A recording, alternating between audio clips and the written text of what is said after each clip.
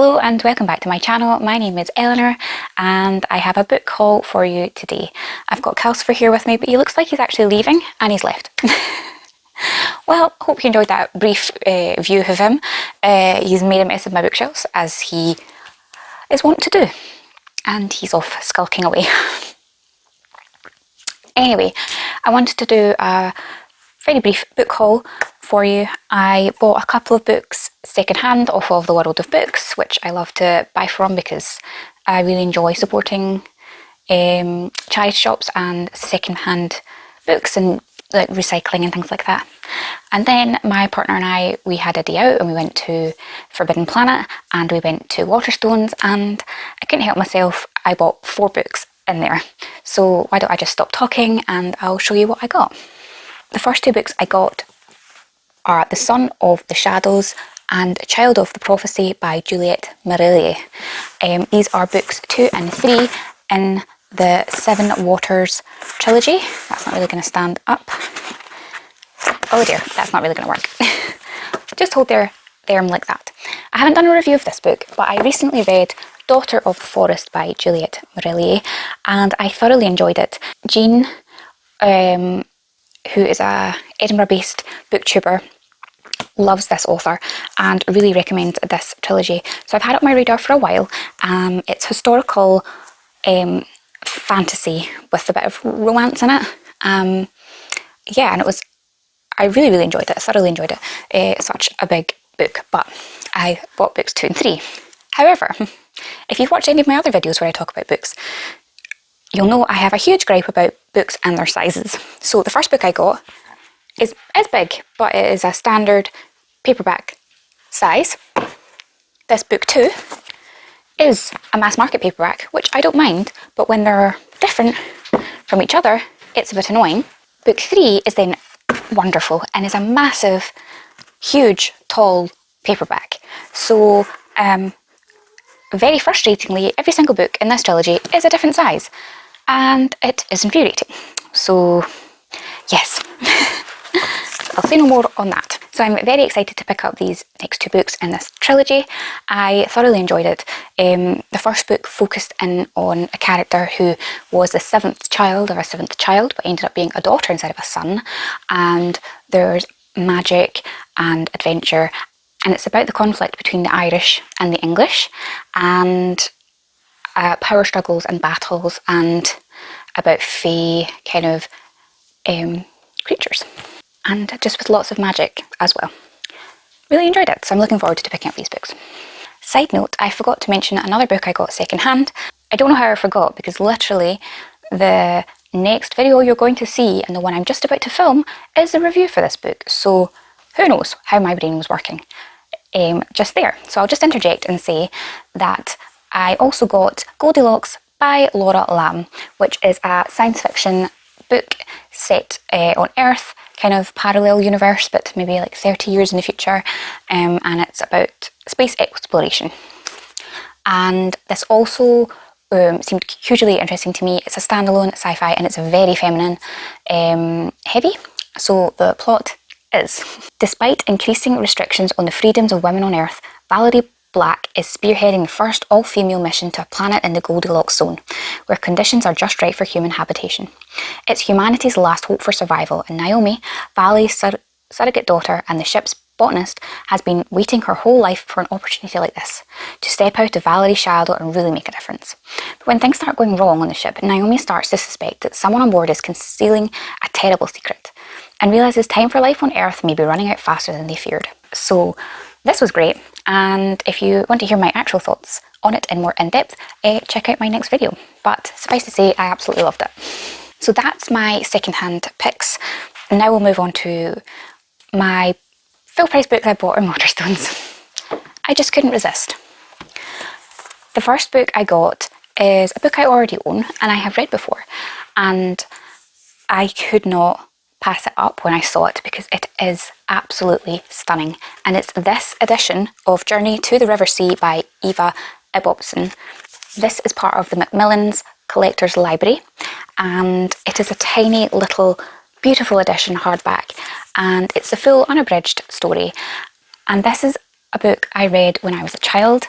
I loved Eva Ibbotsson's writing, and to me she is very much the epitome of a modern day children's classic writer.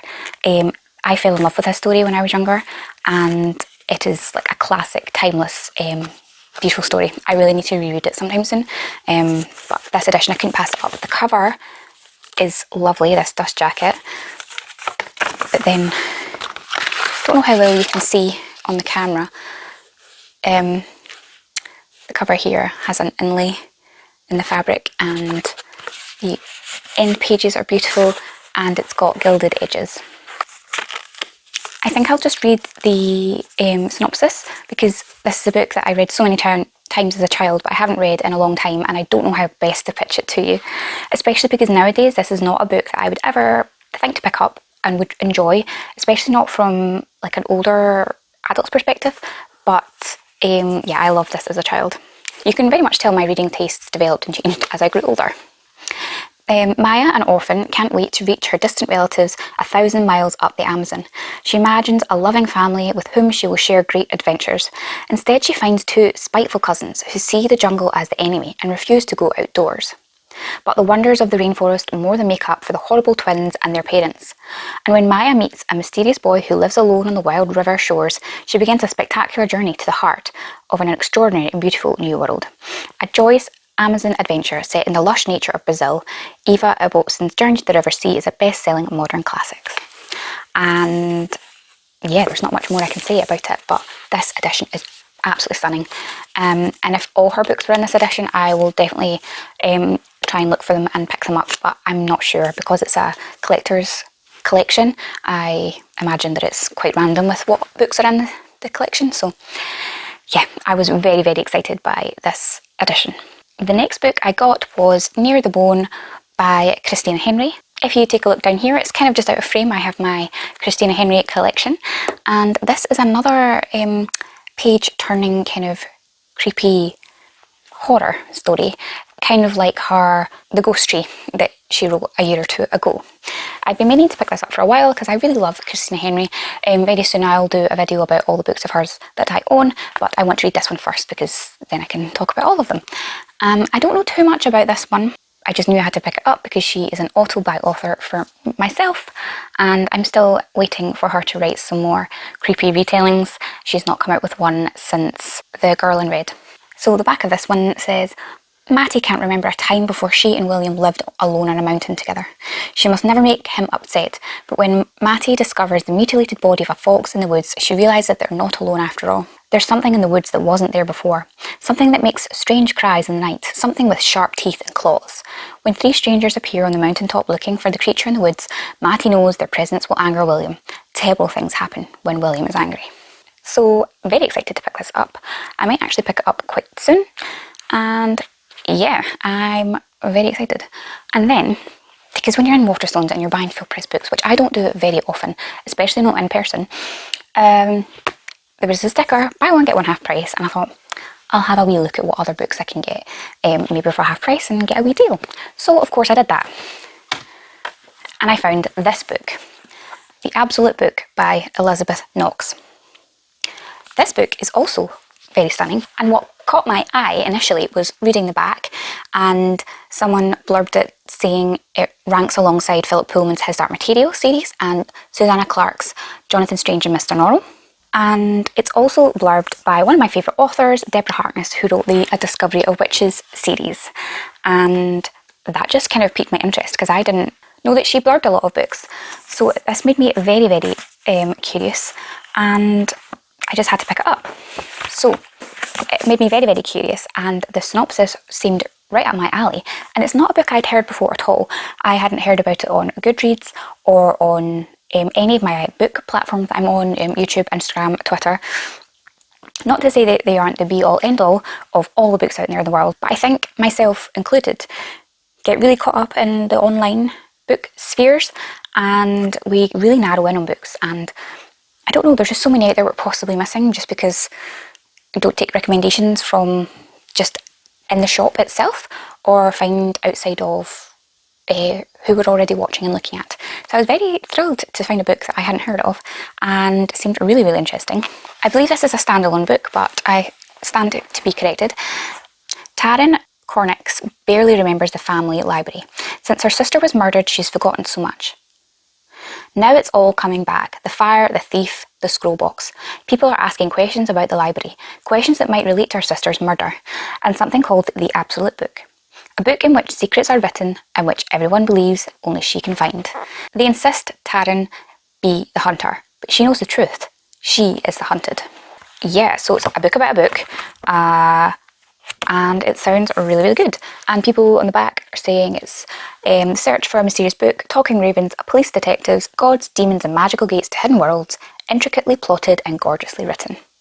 So, chef's kiss, that sounds amazing, right up my street, and I'm really looking forward to digging into this. And I'm just so excited by the fact that this is a book that I hadn't heard about online at all prior to buying it in the shop. And this is the way I used to find books, I suppose, and it's just a bit thrilling. I'd really love to hear if any of you in the comments have heard of this book or read it, or if it's on your to-read list. I would love to hear what you think about it. Yeah, I'm looking forward to diving into this one. And the last book I bought was Nod by Adrian Barnes. This is also a book I hadn't heard of before, but what caught my eye was that it was shortlisted for the Arthur C. Clarke Award, which is obviously sounds right up my street because Arthur C. Clarke Award is only for science fiction stories and I love science fiction. The blurb also really caught my attention. Dawn breaks over Vancouver and no one in the world has slept the night before. Or almost no one. A few people, perhaps 1 in 10,000, can still sleep, and they've all shared the same golden dream. After 6 days of absolute sleep deprivation, psychosis will set in. After 4 weeks, the body will die. In the interim, panic ensues and a bizarre new world arises in which those previously on the fringes of society take the lead. Paul, a writer, continues to sleep while his partner Tanya disintegrates before his eyes, and the new world swallows the old one whole. So this sounds really intriguing, very fast paced and quite intense, and I'm looking forward to picking this one up as well. So there you have it. There's all the books I bought recently, and I definitely have to stop. I've got quite a lot of physical books that I need to be reading over the next wee while before I allow myself to buy any more books. It's a problem. I still have my limited to one shelf, but it is very crammed in and I need to stop. Thank you for watching this video. Please be sure to like, comment and subscribe. And as always, my links are in the description for my social medias and things like that. So please do give me a follow. And I love having a chat with you all in the comments. So thank you and I'll see you later. Bye.